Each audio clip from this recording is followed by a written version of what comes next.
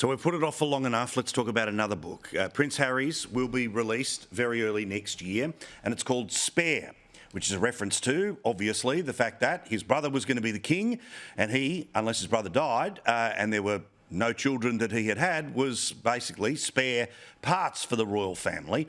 Now, this is a really interesting insight into how he's wanting to sell himself and perceive himself, because I don't know that a person who went and fought wars, who was beloved by the world, who people took right into their heart after the death of his mother, was ever considered by the public to be spare.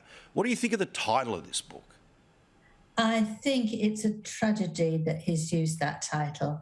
I mean, does he still feel like that, having left the royal family, found a woman he's absolutely besotted by, got 2 children, enormous house, all the freedom he wants, and what he's doing is looking back and hanging on to it.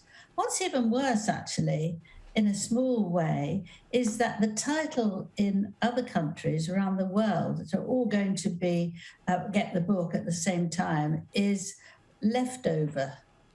You know, as if he's sort of been left over on the plate. And I just think that's the most hideous title. And it's nonsense. Exactly what you said. Everyone thought Harry was, well, he was the next popular to the Queen, and he liked to muck about, he liked to be a bit naughty, he was full of energy. When I wrote his biography in 2018, he was just a live wire, fantastic with people of all ages, all sorts. So it sounds so derogatory to call yourself spare, as if nobody wanted you. And I asked the question, but did he want to be king? Does he want to be king? And I'm quite sure, 100%, he does not. He wants his freedom. He wants to do what he wants to do when he wants. So for goodness sake, after all the therapy that he's had, he should start moving on, and to try and attack his parents when, I mean, King Charles is really grieving for his mother. And it's so unkind to do that. The coronation hasn't taken place. There's a lot going on with that. It's tense. You know, you have to get it right. Not too much glitz, but not enough. The public won't like it. And you know, he wants to crash in on that.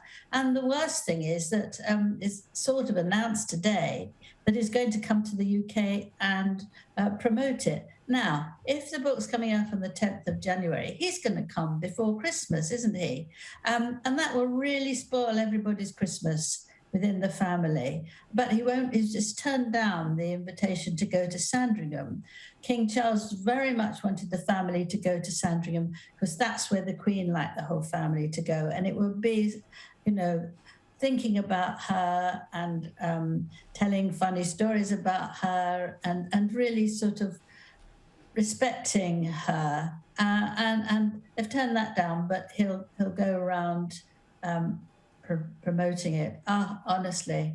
But there's this thing where, how can it not be sinking a knife right into the heart of your family when clearly, first Christmas after your grandmother's passed away, like all of us have gone through that experience, it's a beautiful time to be around your family, and you've been through grieving, so you are celebrating and you're having fun and you're remembering when she did this and when she did that, but deliberately turning that down and then timing things again right to put the knife in, that's malicious.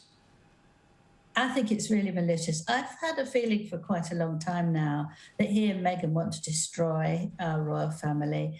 And this is one attack after another attack.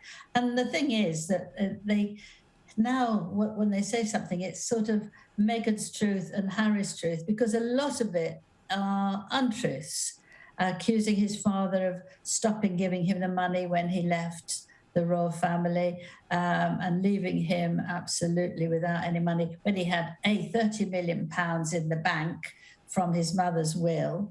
But also when all the figures came out, and they are public because it's the taxpayer who pays for that, he had been paying them millions for months. I mean, that is also disgusting. I think the whole way that they have behaved is utterly disgusting. If you want to complain about a parent, no parents are perfect. have your complaint. I don't think you should ever do that in public, wash dirty linen of other people, or certainly not your family.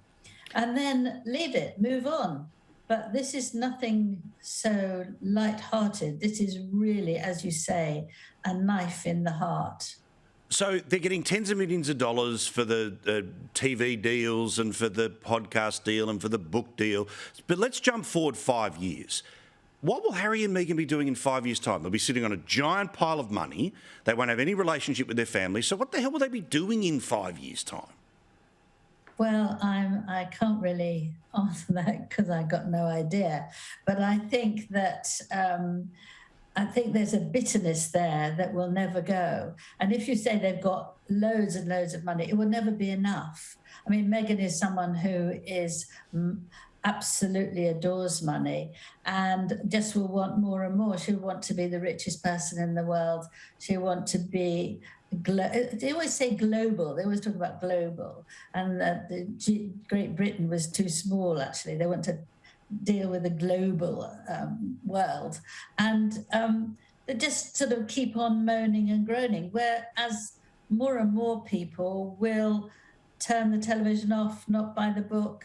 You can't keep going on that. They need to find something which they really care about and stick to. If you look very closely at what they've done and what they're doing, which I obviously do, they jump from things without ever finishing anything. She wanted to write several books. She's only written one shocking, terrible book about a bench, for small children under 5.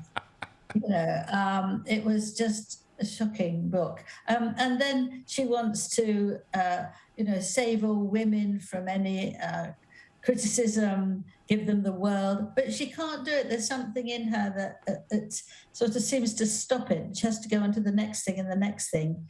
And you see the cost of the clothes, a dress for £11,000 when she goes and visits people who've got no money. It's sort of, it's haphazard. It's a bit gross, really, isn't it? Thank you, Angela. Lovely to talk to you. Your book about Queen Camilla is out in the next couple of days. We'll make sure we promote it on all of our socials. Good on you, Angela.